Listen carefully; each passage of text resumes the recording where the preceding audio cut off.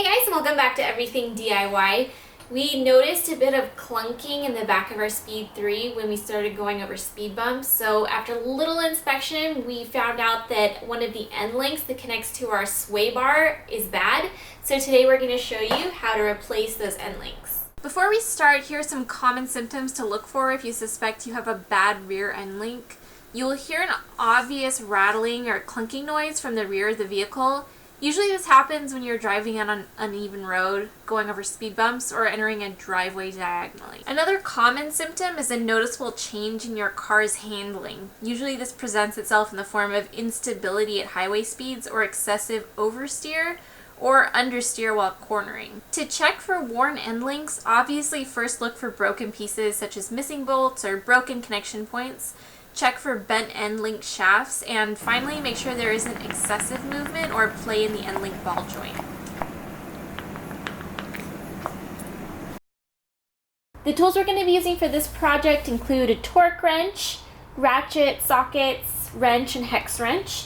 The parts we're going to be using are these Mevotech End Links. We chose these over stock because they're a bit beefier and likely to handle our upgraded sway bar a bit better. First, we're going to lift the car. For our lift point, we're going to use the center of the rear cross member so that we can lift both sides at the same time.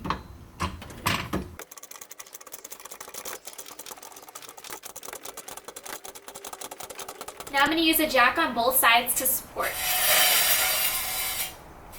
Now with our car properly supported, we're going to locate our end links. And we're going to remove the bolts that are connecting them to our sway bar. Alright, I'm going to use my hex to keep the ball joint from spinning while I loosen the bolt.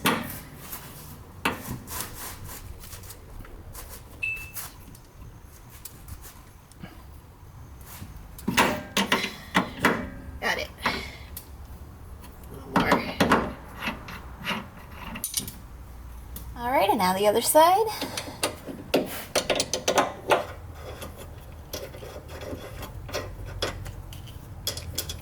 Now I'm going to remove the 14mm bolt that's holding the end link onto the car.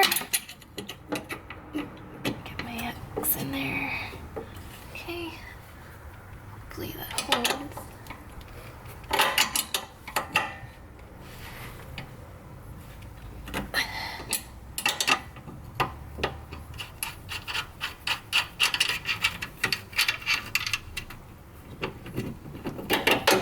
Now with the bolts off, we can pull down on the sway bar and remove the old end links.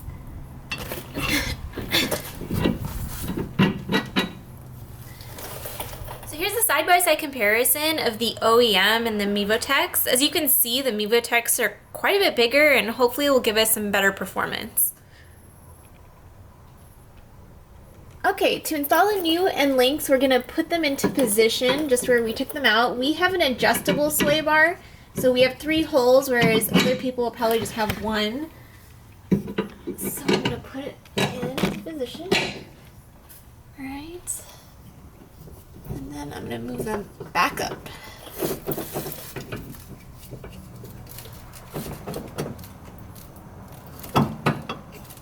Alright, time to replace those 14mm bolts.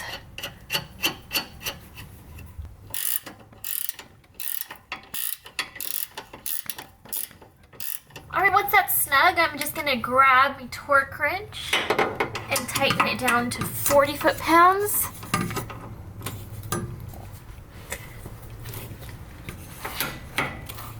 Alright, and then I'm going to just go ahead and do the exact same thing to the other side. And finally, we're going to replace the sway bar nut, which requires, on our car, it requires a lock washer. So I'm going to put that on first.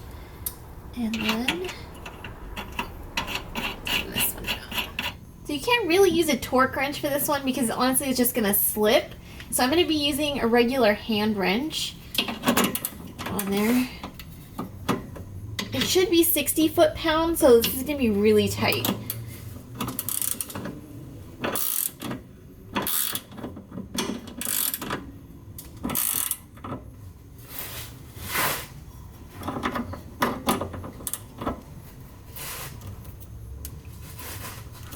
Okay. Alright, so obviously I've lowered the car, and now I'm going to take it out for a bit of a test drive just to make sure there's no weird noises, no clunking, we go over bumps, and that's pretty much it. So if you like this video, please hit that like button. If you want to see more from us, subscribe. And if you have any questions or comments, please don't hesitate to leave them below as usual, and we'll see you in our next one. Bye.